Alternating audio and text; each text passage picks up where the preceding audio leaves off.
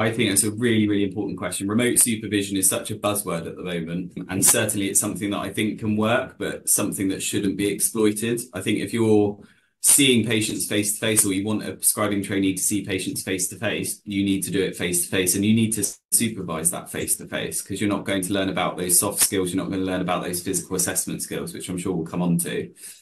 But in terms of remote supervision, I'll give you an example.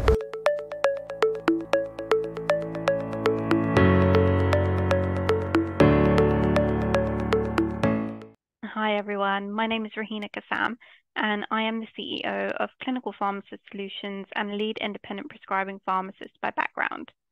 Today we are introducing our new podcast series for DPP Connect, which is our brand new and novel DPP Finder service, which has been created due to the lack of availability and funding of DPPs in the UK. It's been created to match those who are struggling to find DPPs with a fully vetted, high-quality DPP. Since we started the DPP Connect service, we have met with a number of universities to ensure that our services meet the quality and standards to ensure an ethical and transparent service, which helps our pharmacy professionals to develop and progress. We identify that this is a novel service and there may be some questions or concerns, and we've heard these questions and concerns, and we wanted to create a podcast to address some of these for assurance and peace of mind. As we have gone through and answered a number of questions, as a result, we wanted to share why this service is important, and we wanted to address some of these questions with someone that works within a university environment, and then make this information readily available to the public. Joining us for this podcast today is Danny Bartlett, who is the Quality Assurance Lead for DPPs for the Independent Prescribing course at the University of Brighton. Danny is also part of our team as our Quality Assurance and Governance Lead. Thank you for your time today, and please do leave a comment below or get in contact with us at www.dppconnect.co.uk if you have any questions or queries related to the service. Thank you.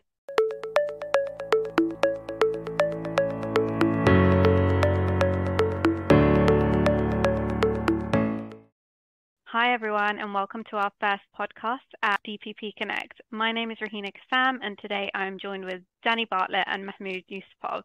Hi both. I'll let you introduce yourself. So Danny, tell us a little bit about yourself. Hi, so I'm a pharmacist prescriber, been a prescriber for about 5 or 6 years. I'm also the DPP QA lead for the University of Brighton Independent Prescribing course, and I work full-time as a primary care pharmacist. Thank you, Danny. And hi, Mahmoud. Tell us a little bit about your background. Hi, Rahina. I'm also a prescribing pharmacist, managing director for Clinical Pharmacist Solutions, and one of the founders for DPP Connect. Thank you both for joining us today. So today we're going to be looking at the DPP service and how we can help to support pharmacists and questions that you may have. So thank you both for joining, and we'll get straight into it. So tell us a little bit more about the DPP service and why it was created. It all started a number of years ago when we had a number of students reaching out to us, asking us to find them a DPP urgently. And some of them lost their DPPs halfway through their training. Some of them couldn't even start.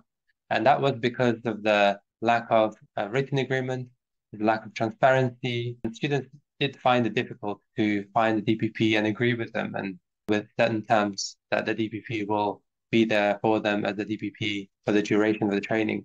In this occurrence, we helped 1 or 2 students, then we helped 4 or 5 students, and then it kept growing and growing. And we realized that there is a real need for somebody to step in and be that independent body to stay between the DPPs and the students, and standardize the process, have written agreements in place, and make sure that there's clinical governance and quality assurance in place. Hence, we decided to start the service. As well, one of the main things is really key to point out to people is we've got 42 ICBs in the country, and every ICB is going to work slightly differently to try and solve this problem. And actually, there's going to be cross-ICB relationships that just aren't being formed here. So actually, there's a DPP shortage in every single one of those 42 places. Now, do we think those 42 places are doing exactly the same thing to try and mitigate that gap and that shortage of DPPs? Probably not. Definitely not, I would say. So actually, we do just need a service, and we need it quickly. And that what my experience in the NHS is that we want to do things quickly, but there's so much red tape, and there's so much red tape in terms of the digital side of things. There's so much red tape in actually just the policy side of things and getting things off the ground. And actually, what we wanted to do with this service is we wanted to make sure that we didn't make the legacy workforce, these pharmacists that are itching to become prescribers, they don't get left behind. We want to make sure they have a platform to find a DPP, because if we wait for a service to get developed in all 42 ICBs that does exactly what we're trying to do with the service, I don't think we'll get there in time. And next thing you'll know, we'll be next year, 25, 26, and getting newly qualified pharmacists as prescribers. And my biggest worry is that this legacy workforce will get forgotten about.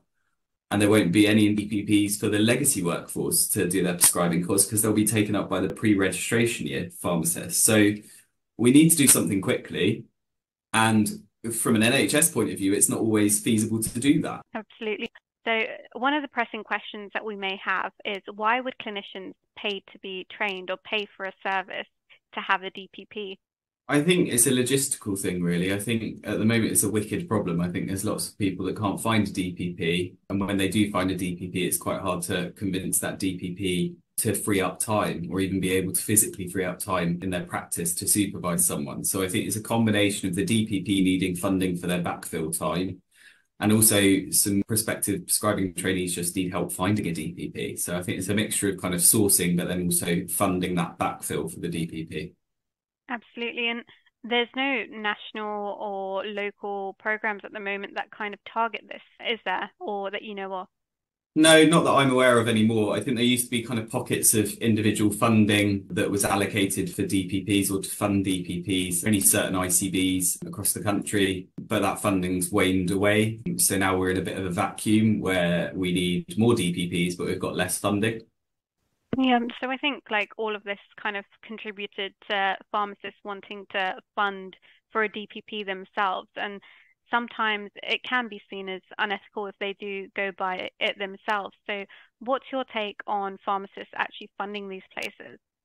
For me, I think that there's a balance to be struck. I think it has to be a logistical funding and not making profits from extorting the profession. I think we all need to make sure we're aware of the cost associated with backfill time.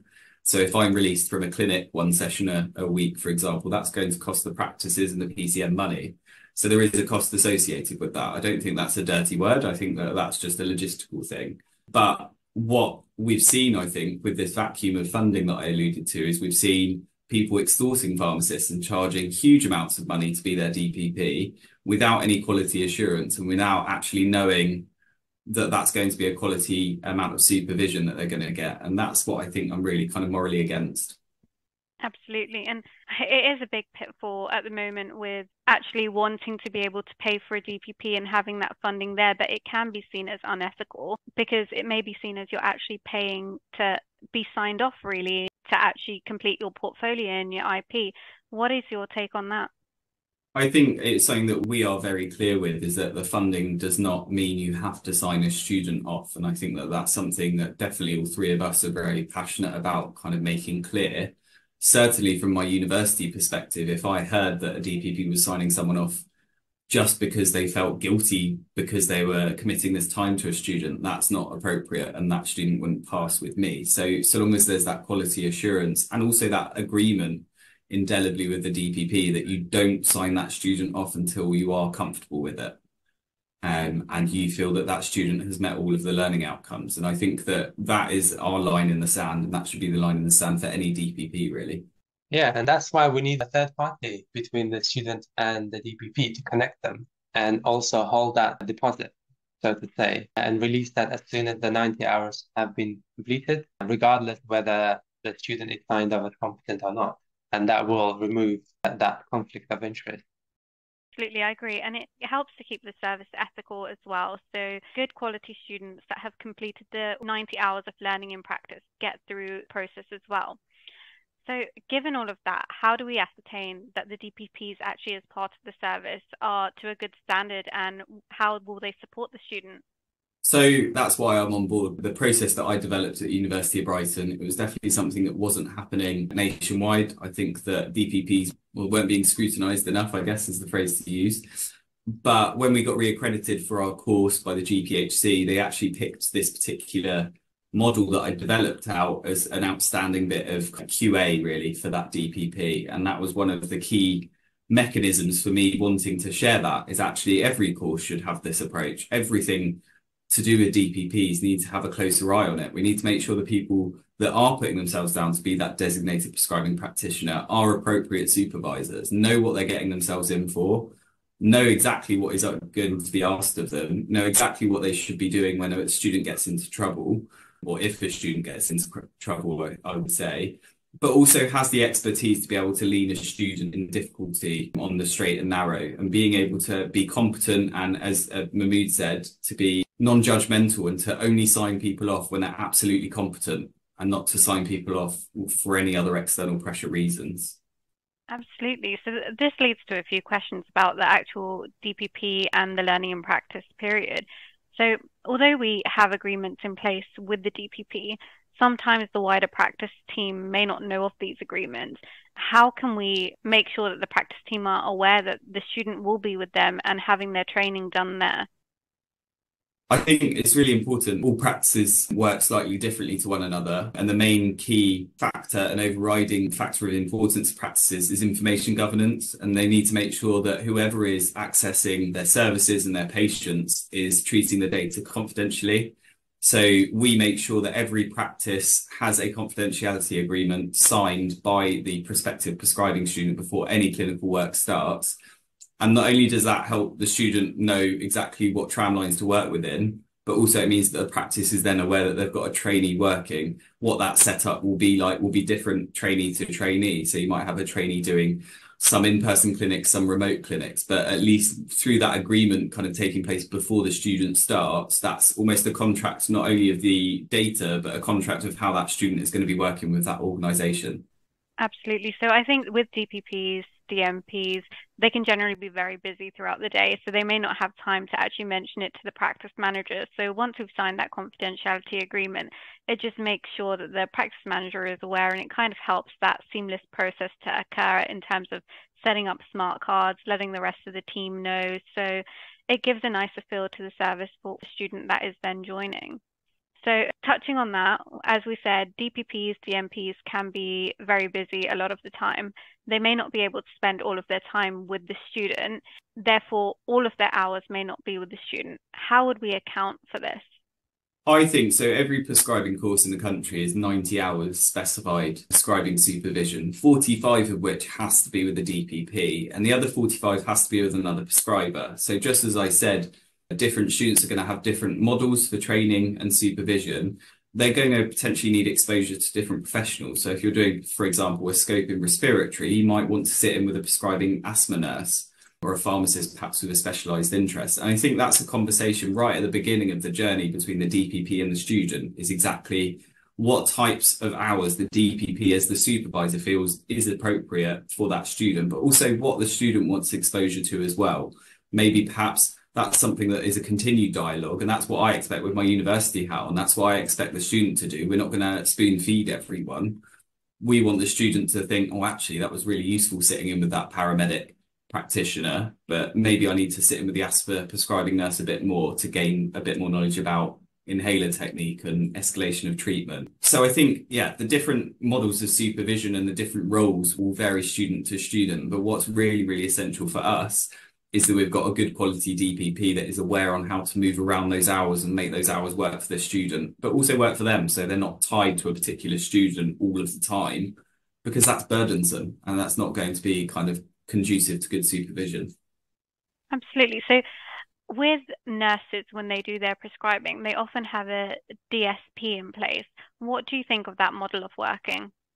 I think it's good. I think it's a good idea, particularly for DPPs that are really busy and actually struggle with the logistical arrangements of supervision. And I think that having someone as an overarching supervisor that can then look at the model of supervision and think, right, okay, we've got 90 hours to meet. We've met the 45 with the DPP. You want to learn a bit more about X, Y, and Z, and this is what we're going to kind of organise and arrange for you. And I think that having that second person with more of a strategic view over the supervision is really, really useful. Absolutely. So As we mentioned previously, there are different models of supervision, and some of these may be remote. So how do we manage remote supervision and make sure that it is quality assured, especially when patients actually are being seen face to face? I think that's a really, really important question. Remote supervision is such a buzzword at the moment, and certainly it's something that I think can work, but something that shouldn't be exploited. I think if you're seeing patients face to face, or you want a prescribing trainee to see patients face to face, you need to do it face to face, and you need to supervise that face to face, because you're not going to learn about those soft skills, you're not going to learn about those physical assessment skills, which I'm sure we'll come on to. But in terms of remote supervision, I'll give you an example. So I'm DPP at the moment for one of my pharmacists, and her scope is lipids. And actually, rather than me and her hunched over a single laptop screen trying to look at bloods of a particular patient, me going on a Teams call with her, directly sharing my screen on system one and having an HD view myself and her having an HD view herself, and then also having the ability to listen to soft phone recordings of her phone consultations. There's no difference between me sitting next to her with a headset hunched over a screen. If anything, it's probably better me having a big screen and us not being so close together, particularly as it's moving into summer and it's absolutely roasting every day. So I think remote supervision can work in a variety of different settings for a variety of different scopes. But again, it comes back to it's that discussion between the DPP and the trainee. It comes back to that nuanced relationship, but also that nuanced agreement between the supervisor and the trainee of what exactly they need to achieve all of the learning outcomes for that particular course.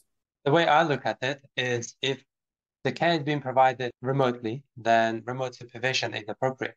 Whereas if the care to the patient is provided in person, then you really have to think how you're going to accommodate remote supervision. But nowadays, a lot of clinics run remotely, and in which case then remote supervision becomes suitable. I agree. Absolutely. So as you just mentioned, Danny, we touched on physical assessment skills, and how would we be assessing those in a remote situation?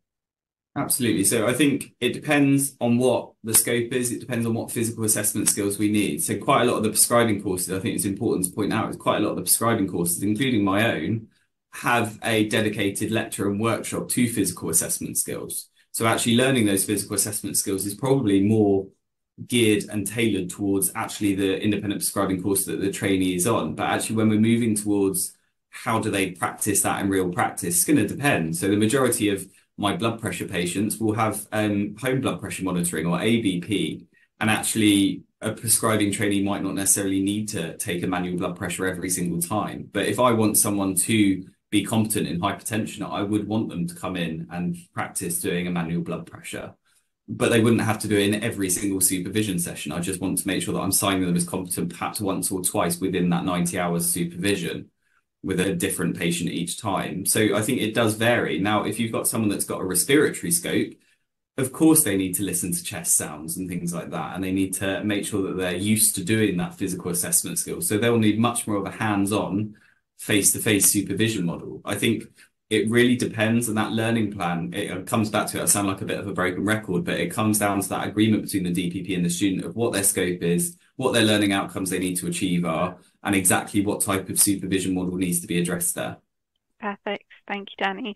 So in terms of the scope of practice, how do we make sure the DPP's scope aligns to the student's scope of practice? Again, so such a good question, and something that I almost think we've given too much power to the prescribing trainees, and actually the scope should be determined by the designated prescribing practitioner. So if we look at NHS England's new standards, if you like, for pre-reg trainees or foundation year pharmacists that are coming out, and they're going to be independent prescribing trainees in their pre-registration year, right? And actually the NHS England guidance says that they have to work and meet the competencies within a prescribing area that is aligned to their supervisor. So that should be, in my mind, that should be exactly the same for a prescribing course in a postgraduate setting. Is actually, who is the type of patient that your DPP encounters on a daily basis? How many patients with blood pressure do they see on a daily basis? They see loads, fantastic. Well, then your scope should be blood pressure and cardiovascular disease. You shouldn't really come to look for a DPP with a really tiny niche scope where you're not going to get exposure to the patients. So I think dictated for me by the DPP and not by the student. Now, my particular disease area that I'm interested in is Parkinson's disease. But if I was to put Parkinson's disease as my specified scope in general practice, probably only going to speak to 1 or 2 patients with Parkinson's disease in a week. So I'm not going to meet my 90 hours of supervision for that scope. Certainly my DPP isn't going to feel comfortable ticking me off and signing me off in all of Parkinson's disease if I only see 2 patients a week. Whereas how many patients do I see on a daily basis with cardiovascular disease? How many patients do I see with asthma and COPD? Loads. So actually maybe that's more of an appropriate scope. So I do think we need to change the narrative slightly, and actually the prescribing trainee is not in power to choose their scope unless it's definitely something that they're going to encounter with that particular DPP. Now, after they've qualified as an independent prescriber, they've been signed off by their DPP, and perhaps they want to go and further their learning and go and do a course on Parkinson's disease and maybe further their learning and broaden their scope that way. That's the best order to do it in. And I think that I never really hear that from quite a lot of organisations. And I think we need to be the champions of that. And we need to make sure that when we are getting DPPs within our service for all of these prescribing trainees, we need to empower the DPPs to actually go to their trainees and say, well, these are the patients that I see on a daily basis. This is the scope that we should address here. So I wholeheartedly agree with what you've just said there, Danny. I think it can sometimes be counterproductive when students have a very narrow scope and we're putting them into a general practice setting where a GP, DPP, DMP may not necessarily see those patients often. I think one of the nice things about our service is actually all of our GPs are familiarized with most of the long-term chronic conditions, as they're the things that they see day in, day out. So things like asthma, COPD, hypertension, and sometimes they are familiar with diabetes, sometimes they're not. So we like to show what the DPP's kind of scope of practice is. If there is something that is more niche, something like dermatology, or looking at a specific area of dermatology, we are quite clear with what that might be for some of our DPPs. So I completely agree. It should be dictated by what the DPP can do, because it can lead to some high expectations, which you may not necessarily get a full 90 hours of seeing, and then your portfolio doesn't necessarily match what you have in your learning and practice. Moving on from that, how does a trainee raise a concern? So what processes are in place to deal with concerns, or what would we do if a DPP had a concern about a student? How would we escalate? So I think it's really important to point out what the model is at the moment, and then how our model actually adds an extra layer to that, an extra layer of help I see it as. So at the moment, if I put my university hat back on, if there is a DPP that's raising a concern or a student that's raising a concern, their first port of call would be me at the university. And actually, that might be quite difficult for them. It might be quite difficult, particularly with my university role. I'm only working 1 day a week at university, so that concern might be kind of not necessarily addressed as quickly as someone working 5 days a week. So I have my clinical role as well. But with our service, we've got this added layer where actually the first issue or concern is raised directly to us, to the DPP service. And then we then determine whether that is an issue that then needs to get escalated to the university and the higher education institute, or actually if it's an issue that we can kind of sort out as a service. Because we're providing that service, we initiated that relationship between the DPP and the trainee. And actually, we fostered that. So it's incumbent on us to make sure that that relationship is good. Whereas actually universities, they don't have any part in that relationship between a DPP and a trainee to start with. They weren't the ones that linked them together. So actually, they're coming into it cold without a huge amount of knowledge, whereas we're in a better spot because we know exactly what the DPP is like. We've probably used them before. We know exactly what their scope of practice is like. And perhaps we even know the trainee as well. And actually, I think that will really, really help us not only kind of solve problems quicker, but also be that first port of call in a much more efficient way. Absolutely. And for this reason, we have our own in-house training coordinator who would be able to deal with that relationship, help to deal with any concerns, and escalate where appropriate. So we are trying to help foster a really positive environment for the DPP and for the student.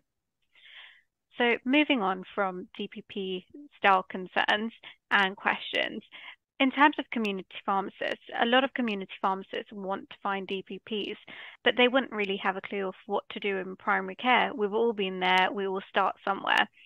All of our DPPs are in primary care. How do we ensure that they can actually make use of the 90 hours of learning and practice?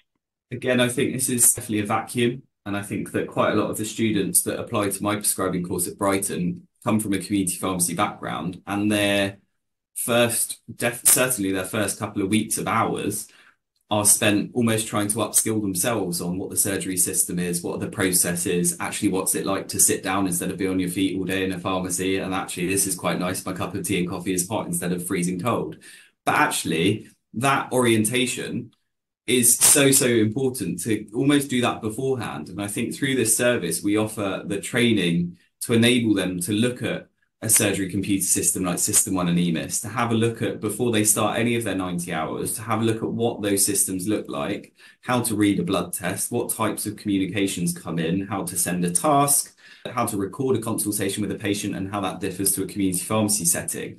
And actually giving them a head start is so important. And I actually think it's so vital. It's something that I use when I teach the undergraduates, because they go out on placements and clinical placements to general practice, and I don't want them going to general practice on a 2-week placement without knowing anything and a baptism of fire occurring. So actually I take my laptop in from the surgery into the lecture theatre, plug the HDMI in and show them what System 1 and EMIS are like. And this is the service that we offer. We offer almost a bit of a preview of what to expect. And I think that's really important. It means they can hit the ground running, but also means they get the most out of their DPP and they come out as a better prescriber because of that.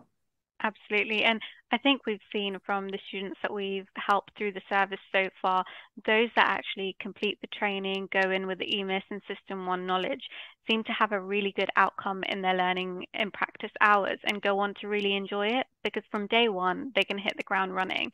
So it not only teaches them EMIS and System 1 training, it teaches them what good looks like in general practice. What do you do if you've tried to contact a patient 3 times? How do you record this in the consultations? Not just that, it's how to structure a consultation, like the golden minute when you're consulting with a patient, and to type up the consultations. Because as simple as these skills may sound, it just does take a little while to get used to it on a GP practice software. So moving on from that, Danny, does a DPP have to be a prescriber 3 years? We hear a lot around this area at the moment, and it is kind of the hot question that a lot of people are asking. Absolutely. So I can concretely say that absolutely not does the DPP have to be a prescriber for 3 years. That is something that was taken from the RPS designated prescribing practitioner framework, and it's a recommendation. It's actually, it would be recommended that they had been prescribing for roughly 3 years. And actually, if you think about it, I've got a newly qualified prescriber. She sees about 50 patients a day. She works in cardiovascular disease and all of the other areas of general practice. And would I be happy for her to be a DPP in the next 6 months to a year? Absolutely. But she hasn't met that technical threshold. So the GPHC have specified to me directly, and I know that that is something that they've communicated to all of the universities, that it's not a recommendation tied to the GPHC reaccreditation.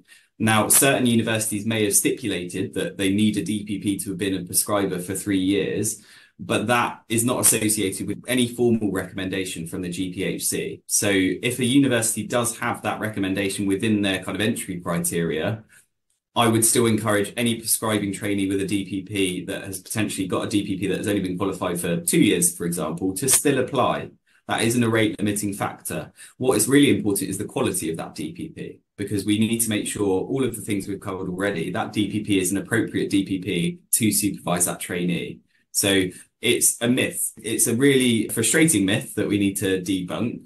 And you can see why universities did it, because they got their degree, or their course rather, reaccredited with that stipulation within it. But I have been told concretely by the GPHC that this is not a recommendation from the GPHC. It's not going to have any bearing on them not getting reaccredited or removing the reaccreditation. And I'm told that that is a generalized communication that will be coming out from the GPHC. Thank you, Danny. I think this is a question that we get a lot, and there are a lot of excellent IP pharmacists out there that are ready to support pharmacists and help the profession grow and develop. So I think that will be some really great advice and guidance for them. And similarly, I think the 3-year mark doesn't necessarily mean that the prescriber is suitable to be a DPP. You may have a prescriber who has been prescribing for the last 3 years and been qualified for 3 years, but they may have been rarely using their qualification and making prescribing decisions. So you may have a DPP or potential DPP who had been a prescriber for 18 years Never prescribed a single prescription. Yeah, did the course and then never prescribed it. For me, it's the equivalent of saying a DPP has to be 6 foot tall. Anyone under 6 foot tall can't be a DPP. It's a metric that we shouldn't be using. I think we need to make sure that every university and every course screens every single DPP with scrutiny and actually asks the questions that we've gone through today. That should be it. That should be the carte blanche. Should be every university is incumbent to screen those DPPs, just like we screen the DPPs in our service. Now, do I think it happens in variation across the courses? Absolutely. So I think standardizing it and making sure that every university has that process in place is paramount. Putting a particular number on years qualified as a prescriber, I just don't think is really important. Absolutely. And as you just mentioned, Danny, an important part of our service. So we do screen our DPPs just to make sure that there is a good quality DPP there. Do you want to tell us a little bit about the quality assurance processes that we have behind that? Totally. So the process that I developed for the University of Brighton prescribing course, it's certainly something that when we've had meetings or when I've had meetings with DPPs halfway through this cohort that we've got, and I asked them the question, did you find that initial screening kind of useful? Did you find it beneficial to have a chat, to talk about what are the expectations and go through the process of making sure that you're the appropriate fit for that trainee? And the resounding feedback was absolutely yes. So the types of questions that we ask are you an active prescriber? Have you taken a prescribing trainee before? What would you do if a trainee got into difficulty? We ask them questions. Are you aware of the Royal Pharmaceutical Society's DPP competency framework? Do you feel that the learning environment is adequate for a trainee pharmacist? Are there any barriers to taking this trainee on? Will you ensure that there is a minimum of 90 hours of supervised practice and a minimum of 45 hours with yourself? And then also, will you make sure that you raise concerns if you do have them? And then also we ask things like, what is the active scope of practice in your role? Do you have any other active supervision needs for other trainees? So is it EP, for example, that has 3 other ST3s they're supervising? Because I think that's really important, because if you've got someone that is supervising 5 or 6 other people, do we really feel that they've got the capacity to take another trainee on? And I've found that actually asking that question provokes a thought. We're all firefighting as clinicians, and actually some people just do need to think, actually, that is maybe one step too far. Maybe I do need to draw this back a bit. Maybe I could take a trainee on in 6 months or so when I lose another trainee because they're qualified or something. So I think those types of QA processes is something that I would encourage every university to do. I definitely don't think it happens everywhere, certainly not the feedback I had from the GPHC. And I think with our service, having this exact same QA process just enables us to make sure that the DPPs, whatever university they're going to, in terms of the trainees rather, it's not just a Brighton process. This is a process that we've adopted as the service as well. And I think that's going to just breed better DPPs all round. Perfect. So as we know, there is some Health Education England training for DPPs. What are we doing to promote that training? We issued guidance on how to become a DPP for all healthcare professionals and published it on our website. And the first step that we recommend is complete the relevant HE or NHS England funded training program. As part of our onboarding process, we enforce it on certain DPPs who haven't had enough qualification or enough experience to complete the training before they get on board with us. So the link is on our website as well when you go to sign up. So link to the DPP Health Education England training. So back to another question for you, Danny. How do we assess the learning environment is adequate for a trainee prescriber as part of our service? So I think it's going to vary on what that learning environment looks like. Like I said before, all practices are different and all models of supervision are going to be slightly nuanced trainee to trainee. I think my main key thing that I look for in asking that question is, have they had trainees before? Is it a collaborative working environment where not only they're going to be sat behind passively watching a screen without being able to interact with anyone, is there actively some learning in that organisation? So do they have other trainees that are there? Have they taken trainees before? Have they got a variety of different prescribers and clinicians that particular trainee can sit in with? You'll be amazed at how quickly you can gauge that. And actually, if you have someone that is actively in education or actively wants to get into education, is very passionate about it, you can get that straight away. A couple of sentences, they'll be like, oh, absolutely, yeah, we've got a nurse trainee, we've got a PA trainee as well. We took a paramedic trainee for a couple of weeks, and actually I've had 2 prescribing trainees come through this organisation in the last couple of years. already you can already hear that they want to train more. They've got that. Now the double-edged sword is, have they got capacity to take more trainees? So I think we make sure that learning environment is as enthusiastic and supportive, but we also make sure they're sustainable as well, because we don't want to put a trainee in a situation where they're fighting for that supervisional hours. And I think it's really important in terms of a learning environment to balance the two. It's hard. It's really hard to do that. But us putting that QA process in place makes sure that that trainee is going to a supportive and sustainable environment. Absolutely. So thank you, Danny and Mahmood. It's been a really informative session. There's been some very difficult questions that we've answered here, but I think it's very reassuring with what the service can provide and the quality assurance that we have here. So whether you're a university with questions, whether you're a potential DPP that would like to join to support our students, or whether you're a pharmacist looking for a DPP to help support you on your independent prescribing course, please reach out to us or go to our website at www.dppconnect.co.uk. Thank you.